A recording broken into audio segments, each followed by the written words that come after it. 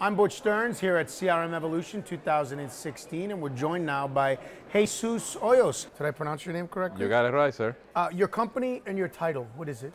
I'm a managing director of Solid Consulting. We implement marketing and engagement ecosystem in Latin America. So talk about your company and what you're really passionate about.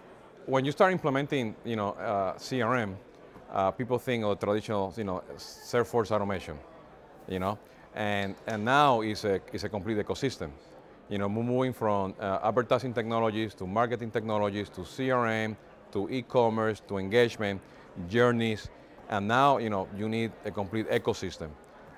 And that's, when I talk ecosystem, multiple technologies, API-based integrations, and be able to bring the data to create the audiences, and at the very end have that content that's going to perform and optimize your journey with your customer. So that's what I love to do. And from that point of view, I have two hats. I like to do a lot of research where the Latin American market is going to, and at the same time, take that research and put it into practice, with our customers. What does it mean to simplify the front office? From the technology point of view, be able that you have that single 360 view of the customer. And let me take out the word customer, of the person. Because today, we are not customers, we're not consumers, we are not personas in terms of marketing, we are individuals, and if you bring that into culture, data, technology, will simplify your front office. We know today, Apple, Facebook, Twitter are doing a good job about it because we are providing that information to them. However, when you start talking about traditional enterprises, we don't feel confident to provide that information. So at the moment you start simplifying the data and having that 360-degree view, it's going to be really helpful, because once you understand that data, culture will change, processes will change. How you look at metrics, how you look at the customer life cycle of the customer, all that is going to change. We always say, the strategy goes first, technology comes second.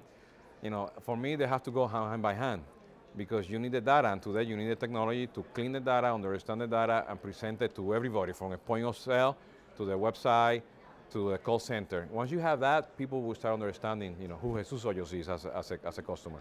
The internal systems that companies have, the business process that companies have, how do they affect customer experience? Throw everything out about technology and processes and start thinking first about the customer. But use data to understand, who the audience is, but you definitely have to understand, that the customer is first.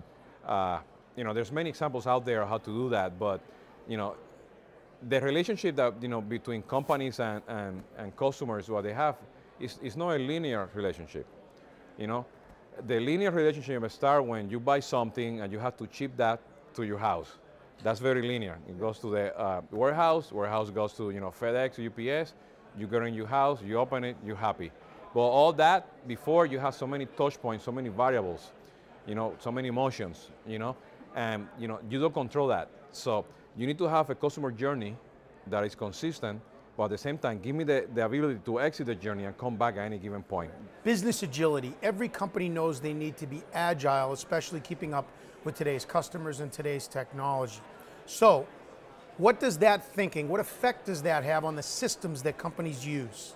Don't look at marketing processes, don't look at sales processes or services. You have to look at the customer relationship cycle. So at the moment that you want to acquire me, then you start building that process.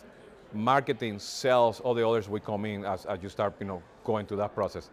Then you go, maximize. Then you go to, loyalty, retention, and maybe retention, because you're doing a good job at maximizing that relationship, maintaining that relationship, giving the TLC, you don't have to retain that customer because it's going to stay for you forever. So that's part of the equation what you have to manage in that process. What are the benefits for companies of a single platform solution? I think at the very end, you're never going to have a single solution. But you need to understand that you need to have one solution that's going to help you integrate with many. And I think that, for me, the most important thing about maintaining that process. You can have 20 solutions, but if none of those solutions are really helping you do the integration, you won't be able to, to provide a single solution. I think a single solution has to be process-based, workflows, all that. Yeah, of course, you can have one solution, but you need to be able that solution integrates to the other many solutions. When a company starts to eliminate or reduce point solutions and starts heading towards a single platform solution, what are some of the benefits that they experience? I think it's twofold. Number one, if you have one solution integrated, the quality of the data will improve. Then if you try to put that, a percentage of that, 90%, start removing, everything that has to do with lack of productivity, because you have one single source, to look at that data. Then when you bring the silos, you're looking, like I was talking before, at that 360-degree view of the customer, the decisions start flowing much better, and be able to quickly activate, your workflows, your alerts, that will help you, go through the process, and then you start reducing silos.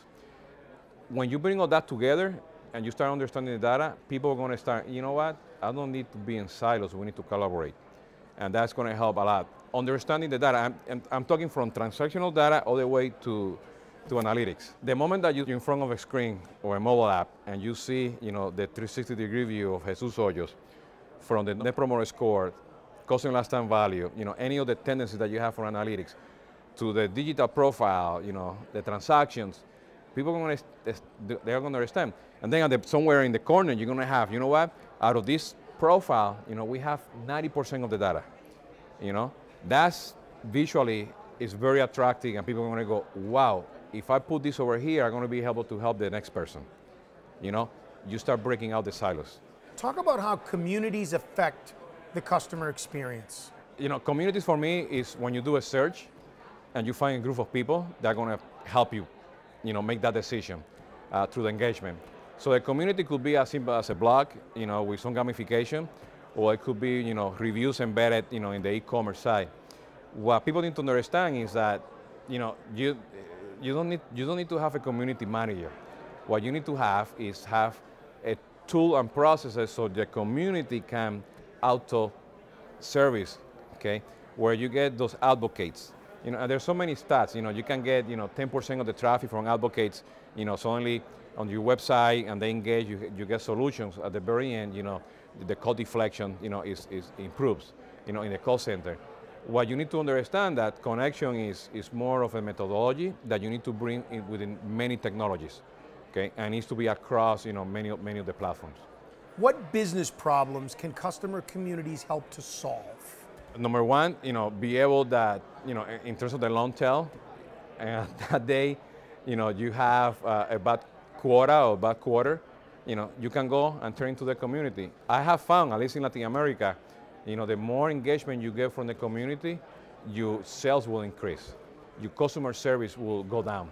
That's something that I have seen. Your Net Promoter Score is going to be right there. And, and this is very interesting because when we traditionally do the Net Promoter Score, we send the survey. No, the community with the clicks, with the conversation, they're going to tell you and they're going to make the recommendation for you. You have it right there. You don't have to send out the survey. So real-time data, real-time analysis, when you get it, that's the beauty of the community. Before I implement one or start one, what should I be thinking about? What are best practices for my community strategy? Listen to social media. If you listen to social media, Facebook, Twitter, forums, TripAdvisor, all those, different places, blogs, comments, videos. And at the same time, once you have that, listen to your website. How much traffic are you getting for those, social media channels? What are they talking about? Can you bring those conversations inside your own domain? And once you have social, you listen to your website. Listening to your website, the clicks, the intent to buy. And third, listen to your transactional data. Listen to the notes in the call center. Listen, are they buying? Are they complaining? You combine all that, then you're going to have, use cases to identify how to bring that audience into your own community. When companies work to align their community strategy with their lines of business, marketing, sales, service, e-commerce, what benefits do they see from doing this? Then you're talking customer engagement. What that means is that, the community, sales, service, e-commerce, the call center, you have another layer of workflows, journey builders, whatever you want to call it, but, then you have that aha moment, I have the data, I have all the touch points, I understand what it is, and then it's customer engagement. Jesus, great talking with you. Excellent. My Thank pleasure. you very much. All right.